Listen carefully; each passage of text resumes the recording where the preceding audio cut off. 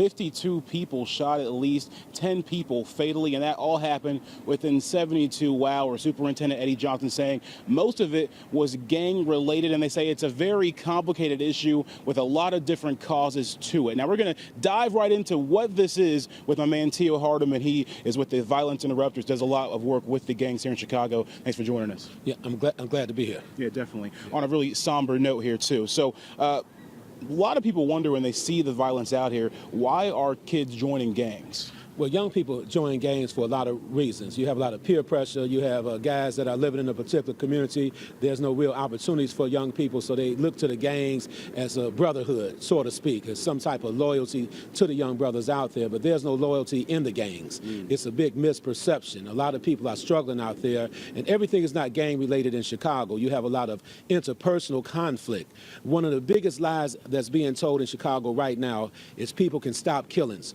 You cannot stop a killing. You can slow it down a little bit if you have a relationship with the shooters out there, but people need to stop lying out here. Black death is a hustle.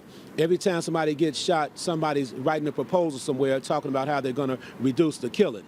The police have been trained to respond to violence. The police have not been trained to be preventive. And we need to change the entire model in Chicago if you really want to get some results in reducing gun violence. And that's sort of what you make of the police strategy right now. You want to see more preventive measures instead of reactive measures there. How do we, as a unit and just together in Chicago, help stop this problem? And what can we do to help organizations like you?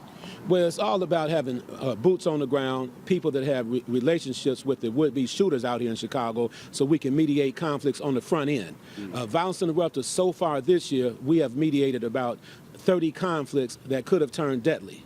And I want to say this as well. I'm not against the police. I'm not anti-police. But if you place the police on desk duty for 30 days, and most of these programs on desk duty for 30 days, you might just see a reduction in killings because everybody's coming after the fact anyway. See, it's time to be honest. We have a new mayor.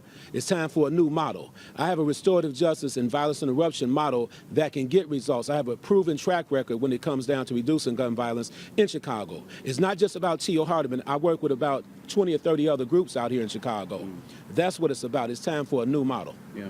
Some real talk there from Tio Hardiman on a really complicated, in-depth issue here. We're going to have lots more conversations about this as we get into the weeks and as the summer progresses along.